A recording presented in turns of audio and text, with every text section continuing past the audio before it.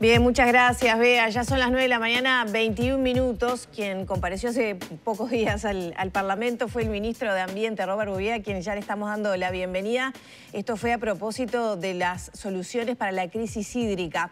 Primero que nada, le damos la bienvenida y voy a empezar en realidad por lo contrario, que tiene que ver con las inundaciones, ¿no? ¿Y qué afectación generan a nivel ambiental este desborde de cauces? Estuvo en riesgo la potabilización de agua también en algunos puntos del país. ¿Cómo se viene trabajando desde Ambiente en ese sentido? Buen día. Bienvenido. Gracias por la invitación. Realmente hay varias líneas, ¿no? Primero lo que tiene que ver con la cuenca Santa Lucía, que obviamente es para nosotros fundamental por el hecho de que se abastece de agua a toda la zona metropolitana. Y realmente los desbordes fueron muy importantes, ustedes lo vieron. Estuvimos a pocos metros de que ingresara el agua a la planta de Aguas Corrientes y ahí indudablemente habría que suspender el bombeo, el suministro, ¿no? O sea, lo cual es muy grave, y lo cual también me parece que nos obliga a seguir trabajando en estas tareas preventivas, ¿no? Que estamos haciendo desde que terminó la época del déficit hídrico, con un protocolo de sequía y demás. Y ahora también lo hablamos el otro día, vamos a través de OSI, obviamente, va a tener que instrumentar alguna medida paliatoria para prevenir justamente esto, ¿no? O sea, preventivo, ¿en qué se está trabajando para evitar afectaciones ambientales por las mezclas de aguas, animales, biodiversidad? Son muchos temas, ¿no? que implican. Sí, por eso son distintas líneas. Una es la cuenca Santa Lucía, para la cual estamos trabajando muy fuerte, se está trabajando hace muchos años, pero se sigue trabajando ahora más que nada con los alcaldes, se está reuniendo con todos los alcaldes, tenemos una buena relación con la Intendencia de Canelones, estamos trabajando muy bien en esto. Hay muchos planes con colaboración internacional, sobre todo en lo que tiene que ver con el cuidado de efluentes, sobre todo los tambos. Hay muchos tambos en la cuenca de Santa Lucía, y como se está trabajando muy bien con el tema de efluentes y demás.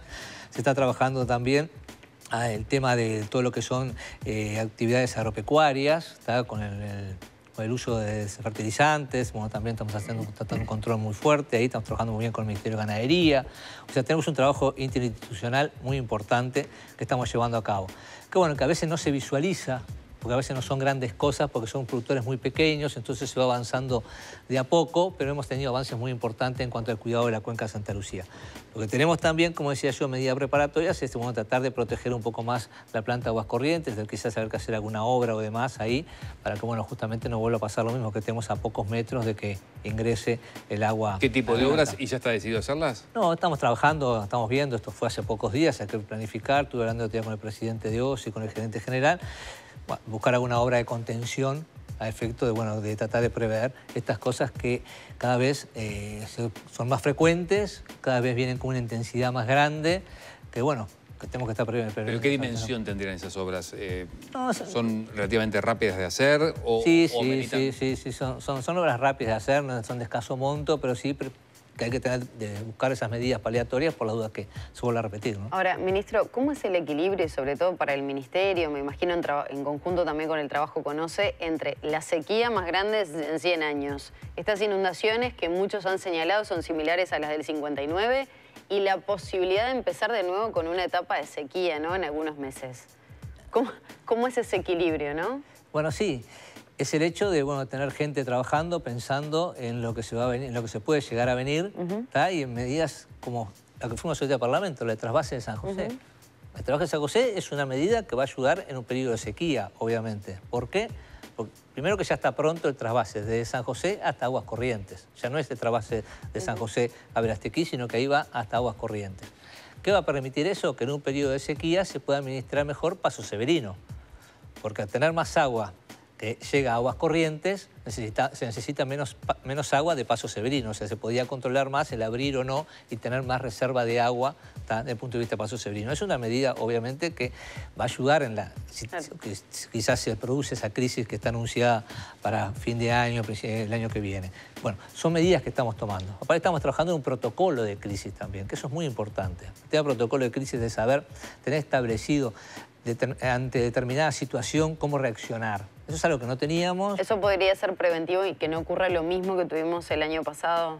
Claro, que ocurra lo mismo no sé. El tema es que tengamos un plan que a medida que van pasando cosas, hace reacciones a esas cosas. O sea, llegamos a un nivel de agua de Paso Severino de tantos metros, bueno, entonces hay que empezar a reaccionar con el consumo de agua.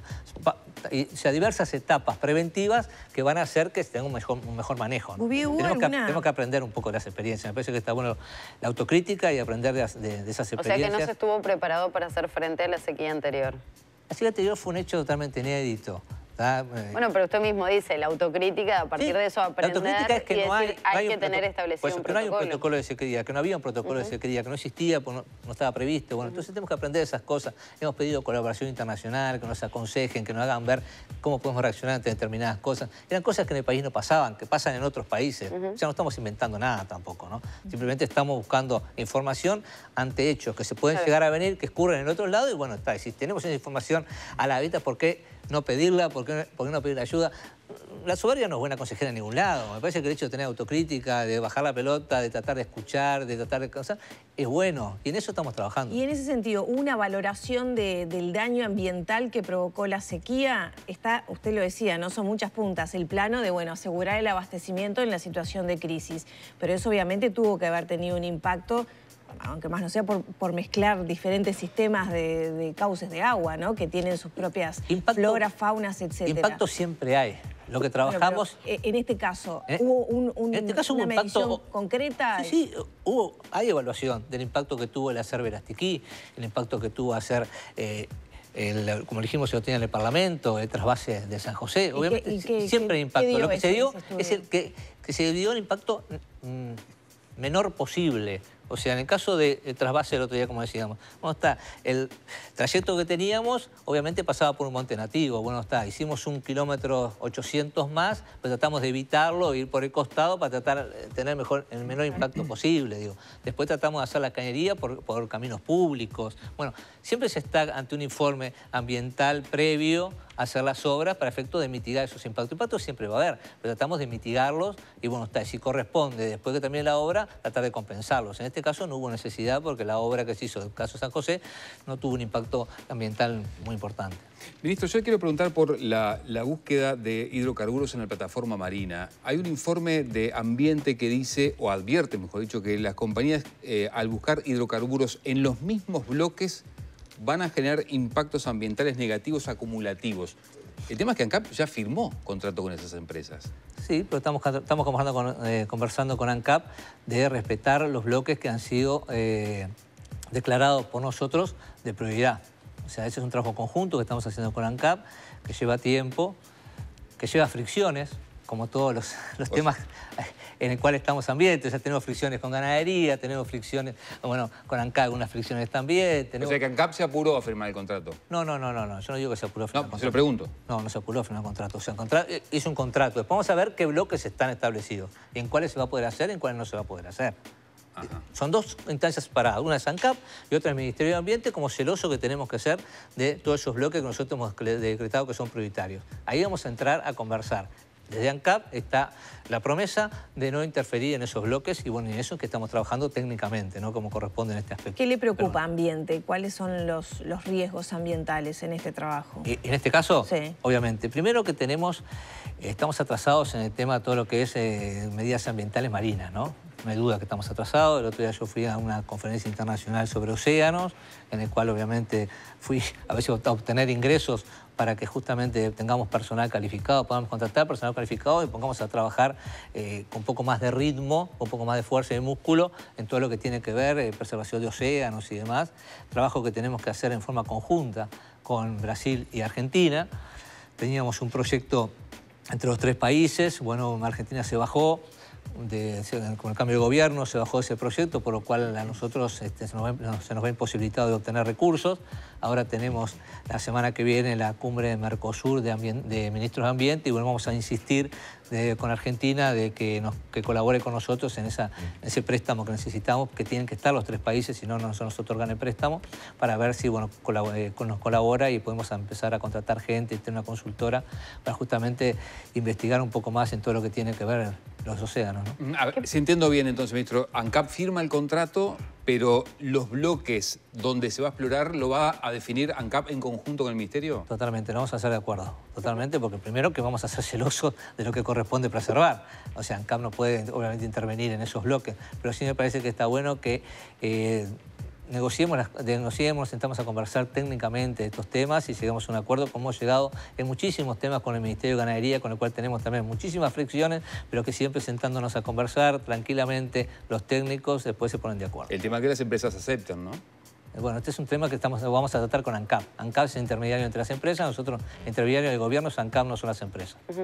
Ministro, ¿qué está pasando con los emprendimientos privados? Que muchas veces avanzan, no solicitan los permisos correspondientes, lo hacen después, cuando ya se inició la obra. Pienso en algunos proyectos inmobiliarios, por ejemplo. Se generaron cortocircuitos con el intendente de Maldonado. ¿Qué ha pasado? Sí. ¿O qué viene pasando en realidad? Nos está preocupando lo que está pasando. Ya tenemos ese segundo emprendimiento que comienza obra sin autorización. En Ocean Park. Sí, este último Punta Ballena y Ocean Park. No, Punta Ballena no empezaron obra en Punta Ballena, Okay. Fue ese otro emprendimiento que está ahí en la entrada de Las Delicias, ahí, que nos preocupa muchísimo. Y nos preocupa muchísimo las señales que se den desde el gobierno, ¿no? Tanto municipal como nacional, ¿no? De que no pueden empezar obras sin los permisos ambientales que corresponden. No podemos permitirlo, tenemos que rechazarlo y tenemos que ser muy duros con eso, con el rechazo, porque no se puede hacer una costumbre, ¿no? Pero que no está alineado entonces el gobierno departamental de Maldonado a esta postura que de alguna manera habilita que se comiencen. No sé si no las está obras. alineado o no lo está haciendo con la fuerza que corresponde, ¿tá? Yo no creo que no esté alineado. Pienso que el gobierno de Maldonado está alineado en el preservar además. Me parece que no es muy fuerte y contundente las declaraciones del intendente en cuanto a que obviamente tiene que ser más categórico. Es decir, no se pueden empezar emprendimientos sin los permisos Sancionar, ambientales. multar sería una forma, por ejemplo. Exactamente. Y a su vez también en las declaraciones públicas no minimizar los riesgos ambientales que pueden tener de hacer una valla o demás. No, obviamente hay impactos ambientales, hay que cumplir con la normativa, no todo vale, ¿no? Y menos en temas ambientales. ¿Usted cree que con el afán de conseguir o atraer inversiones y construcción a veces dejamos de lado o algunos gobernantes dejan de lado el tema ambiental? Yo no sé si dejan de lado el tema ambiental. ¿O no le da la importancia adecuada, digamos? Yo en mi gestión he tratado permanentemente, lo he conversado con el presidente y los ministros y demás, de que, bueno, este gobierno nos sentó a la mesa, ¿no? Este gobierno creó el Ministerio de Ambiente, o sea, nos sentó a la misma mesa de las políticas públicas de los demás ministros. Entonces, por lo tanto, tenemos que tener también el mismo peso en la toma de decisiones. Le hemos dicho siempre, y se está cumpliendo, de que el Ministerio de Ambiente tiene que estar desde el principio de las inversiones. ¿Y lo han escuchado o lo han ninguneado? No, me han escuchado. Vamos mejorando, vamos creando esa conciencia ambiental, claro, de que el empresario, cuando llega al país, no necesariamente tiene que ir primero al Ministerio de Economía para ver qué exoneraciones hay, qué esto es, más. No, tiene que pasar por el Ministerio de Ambiente también para ver qué medidas vamos a poner nosotros, qué estudios necesita hacer, porque después, ¿qué pasa? Empieza, se anuncia que pasó la economía y después cuando llega ambiente somos siempre el palo de la rueda, ¿no? Y no somos el palo de la rueda, estamos preservando cosas que corresponde hacerlo. ¿Requiere cambios normativos esto entonces? Porque también probablemente haya una especulación de emprendimientos de grandes montos que, bueno, evalúan que empezar es más rentable, incluso pagando multas, a pesar de no tener habilitaciones, por eso de no esperar ciertos tiempos que la burocracia impone. ¿Se requiere para iniciar ya las conversaciones con el actor del Ministerio de Ambiente incluido cambios en las normas? No, O endurecimiento de multas, por ejemplo. En ese caso sí. Nosotros ahora estamos presentando al presidente un decreto en el cual estamos modificando el sistema del monto de las multas y los rangos que tenemos. Nosotros tenemos un rango muy pequeño, o sea, muy corto, en el cual de la multa leve a la grave había poco margen, ¿no? Entonces, a veces era difícil aplicar una multa porque si no, íbamos siempre a lo más grave. Entonces, ¿qué pasa después? Bueno, ahora estamos pidiendo un rango muchísimo más amplio para así poder ir escalonando las multas. Gradualidad en la sanción. Exactamente. Pero a su vez también hay otros elementos desde el punto de vista ambiental que rinden mucho, que es las declaraciones públicas, ¿no? Hoy por hoy los emprendimientos que son muy sensibles a las declaraciones públicas ambientales, ¿no? El hecho de ser contundentes en decir que no se pueden empezar obras y demás no contribuye desde el punto de vista del empresario a una imagen positiva de su emprendimiento y demás. Y ahí es donde yo digo que ahí no entra lo económico, porque a veces lo económico...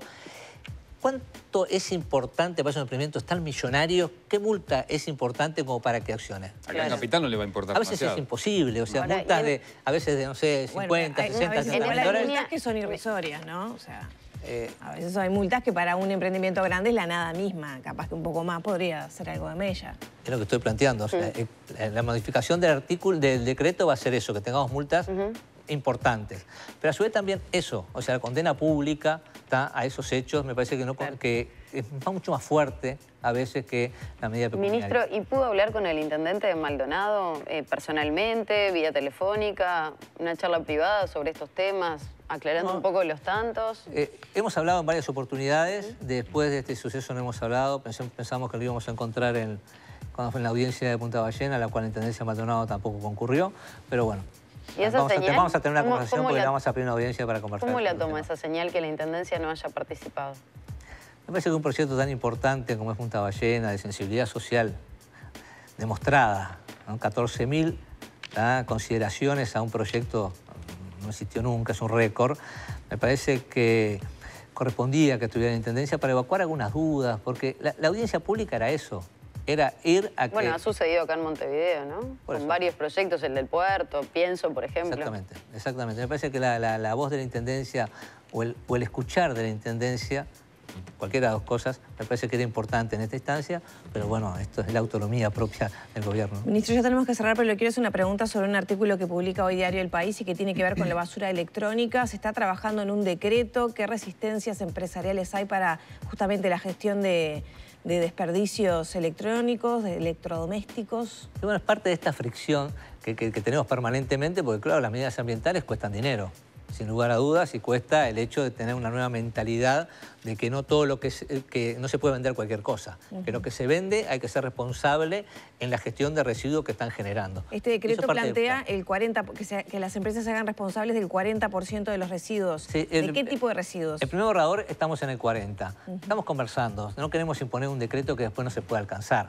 Me parece que poner metas tan ambiciosas a veces no contribuye a que sea exitoso el plan.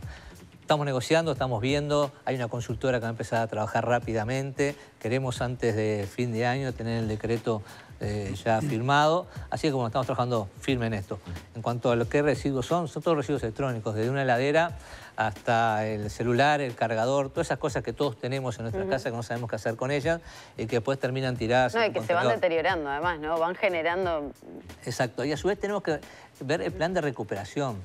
Porque hoy por hoy hemos tomado conciencia que se nos rompe algo y ya directamente ni preguntamos si se arregla, ¿no? Y la verdad que nos pasa todo, ¿tá? Vamos y compramos otro, ¿tá? Y hay muchos de esos electrodomésticos que se pueden reacondicionar y demás. Y bueno, entonces también es pedirle a todas esas empresas importadoras y demás que tengan lugares donde que podamos reacondicionar eso y que eso no se convierta en un residuo que definitivamente después nos trae un problema, ¿no? El Estrigo, ministro, dijo que está trabajando en este decreto de aumento de penas y que son de un crecimiento importante. ¿Se acuerda de cuánto? ¿Cuánto es el máximo que van a pagar como sanción? Y sí, pueden llegar a los millones de dólares.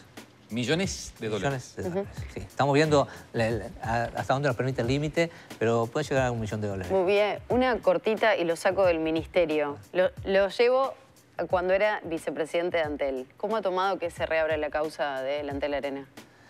Me parece que corresponde. Me parece que el análisis anterior del fiscal no fue con la rigurosidad que correspondía. Me comprendo el general de la ley en el sentido de que en el informe que hace el fiscal, obviamente hace referencia a unas declaraciones mías, claramente surge del informe, unas declaraciones mías, las cuales obviamente no reflejan la realidad de lo que yo declaré, sin lugar a dudas. ¿Dentro de la audiencia? Sí, en la audiencia yo declaré unas preguntas que me hicieron. Obviamente el concepto que se toma de mi declaración... ¿El escrito del fiscal no condice con lo que usted declaró en la audiencia? Sí, el concepto de las compras, era un tema de compras, ¿no? El concepto que el fiscal plasma en su informe no condice con lo que yo declaré, con el espíritu de lo que yo declaré. O sea, no es lo que yo declaré. O sea, me parece que ahí y en otros temas más no hubo una rigurosidad y una imparcialidad con respecto a ese tema. Ministro, muchas gracias por estos minutos. También, bueno, decir que hoy se hace el lanzamiento de la Expo Sostenible, ¿no? Sí, muchísimas gracias por darme el pie para eso. Hoy vamos a anunciar la Expo Uruguay Sostenible, que es el 6, 7, y 8 y 9 de junio, 4 días. Es un evento muy importante, es el mayor evento que tenemos nosotros de concientización ambiental. Así que está bueno que convoquen a que vayan, es entrada gratis, va a ser en Antel Arenas como fue el año pasado. Me parece que es una experiencia muy buena. Interesante, además. Y ayudamos a más de 100 emprendimientos que la reman todo el día para salir adelante, que hacen su fabricación de sus productos en condiciones sostenibles. Así que me parece que está bueno que demos una mano y muchas gracias por el pie para esto. Gracias.